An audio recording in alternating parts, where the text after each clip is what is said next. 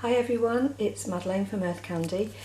Today I'm going to be taking you through a tutorial to make cold process soap. And I just want to show you first of all how it's really important to get everything you need ready before you even start to mix your soap batter. So what I'm using today is thermometer, spatula, 2 icing bags. I've got one with a nozzle that's called an M1. I've been asked about this before. What kind of nozzle is that? It's an M1 nozzle. I think it's a Winton. Is it Winton or Wilton? And then I'm using this thing that I got from just a baking shop that sells all the sort of cake making stuff. And it's an injector that you use for putting jam in donuts. At least I think that's what it is, and I'm going to be using that one as well, which is quite interesting. And I've got here some cocoa powder that I've mixed with the fragrance oil and stirred it around and smoothed it, and there's no lumps in it. And I've used buttercream fragrance oil in my cocoa, so I've already got it to a paste ready to go into the soap batter. And then I'm using titanium dioxide, which again I've used a little bit of the water that I used to put my lye in.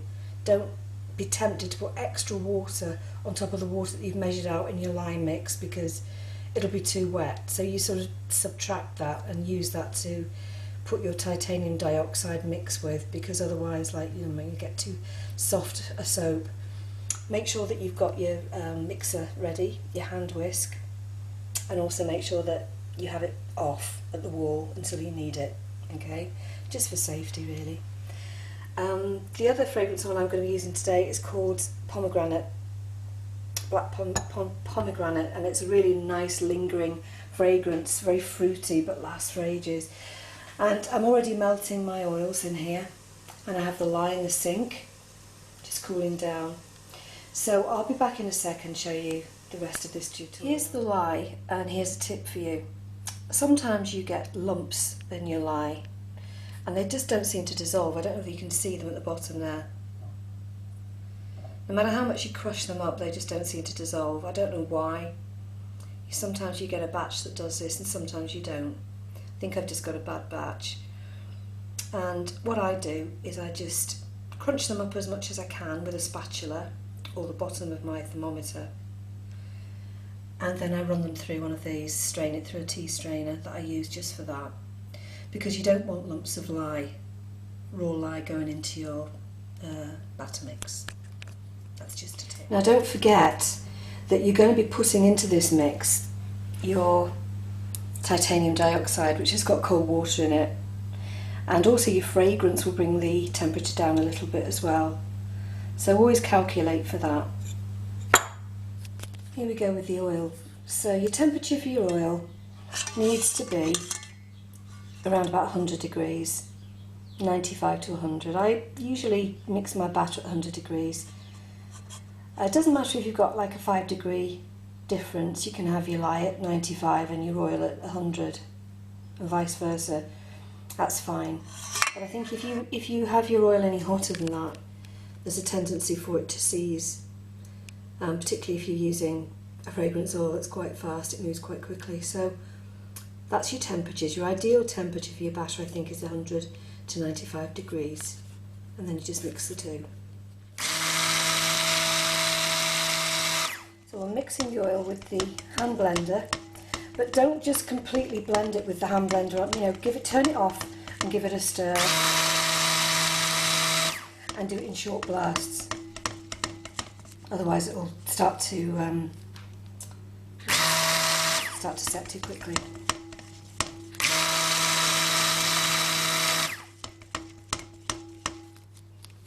So for the part that I want to use for my chocolate, my dark brown cocoa mix, I'm not going to put any titanium dioxide in that. So I'm just going to pour that off, just as much as I need. Not very much, I'm not going to do an awful lot with that one. And I'm going to set that to one side. Warm your oil, your fragrance oil, just a little bit before you put it into your mix, because a cold fragrance oil, again, can interfere with the temperatures and cause ricing, which is where your batter mix goes like semolina and the fragrance oil doesn't integrate. And what I use is I use the pan that I've just heated up my oils with, and I just soak, you know, just stand it in there for about, I don't know, 5 minutes, and it will just warm it up just enough so it's not so much of a shock when it goes into the batter. Here's my batter mixed with the titanium dioxide and the colour, and I like my soaps quite pale, so this is going to be a very, very pale pink, like a strawberry pink. Now we're going to add the fragrance. Okay, we're going to do that really slowly, bit by bit, and hand whisk it. Don't be tempted to use the blender, again it can make it accelerate.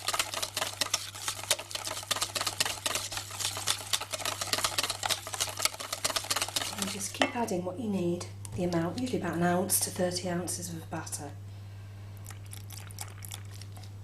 Bit by bit. I mean, this pomegranate is a good one, it doesn't tend to accelerate. It behaves beautifully, it smells divine. Keep on doing this until you get the batter to the right consistency. So what I've done is I've poured about 1/3 of my pink batter into the mould, just to leave it to set. I'm just going to show you the consistency that you need to have for your soap batter when you're going to put it through an icing nozzle. This is just starting to set nicely, and you can see it's a bit like yoghurt. It's too soft to be iced, to pipe through. Just need to have it, because of the consistency of thick double whipped cream, but this is just too runny. And sometimes, you know, it will stand in peaks and you'll think it's ready, but it's not. So it does have to be quite stiff. Timing is crucial, because if you leave it too long it won't push through the tube, the piping nozzle. Had a bit of a disaster with the cocoa. Such is the nature of soap making. You know, you think you've got it off to a fine art, and then something will happen and it'll just go completely wrong. And that's what happened with the cocoa. I don't know what's gone wrong with it. I think it's reacted with the fragrance, and it was just awful. The smell was just horrible, so I've binned it, and I'm going to do something different with this now. So if we just go over here. That's what I've done so far with this pomegranate. I've poured it in and then I've piped what was left of the batter. But of course I haven't got enough, so I'm going to have to top that up with something else, probably the white one. But I'll show you that later. Put a bit of glitter on that, some fluorescent yellow lemon glitter and white glitter.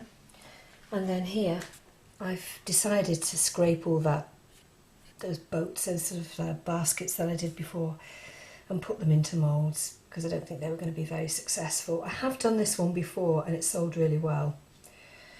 So that will be filled in with clear melt and pour soap, and it looks like a cake. It looks really nice. And I've done the same kind of thing here. And I'll show you those when they're finished. Hello, it's Madeleine again from EarthKandi. You can see from the soap that I made yesterday how it's disastrously turned out.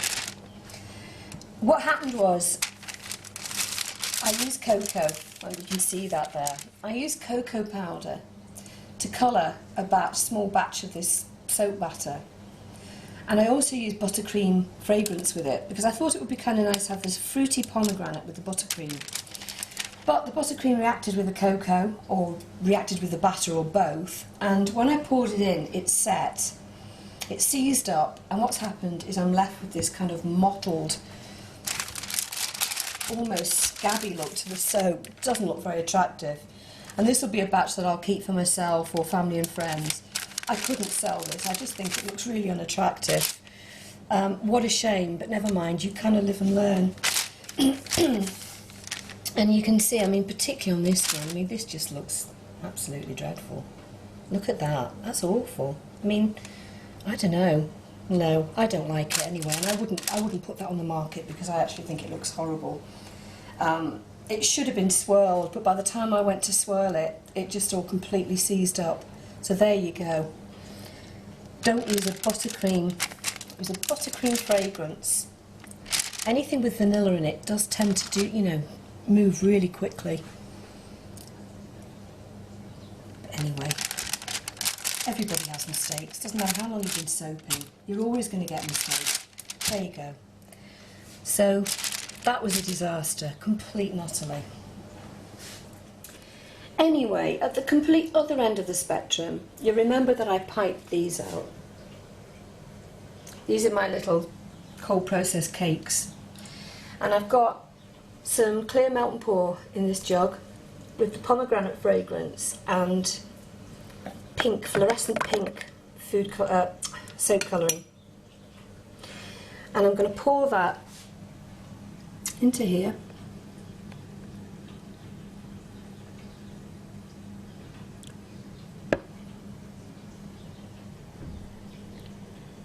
Just enough to come up, not quite at the top, so that they look like little cheesecakes.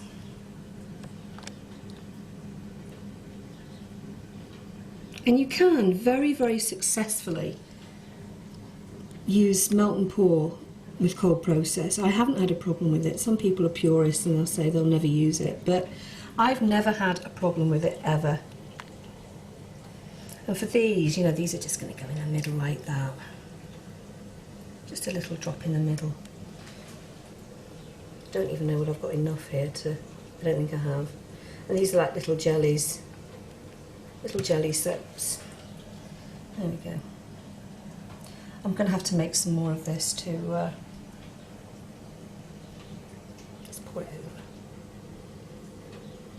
I've run out, so I'll make some more. But you get the general idea, and when they're demoulded, they're absolutely beautiful. They're very popular as well. People like the look of them, and you can cut them in half and use them, you know, double your use of them.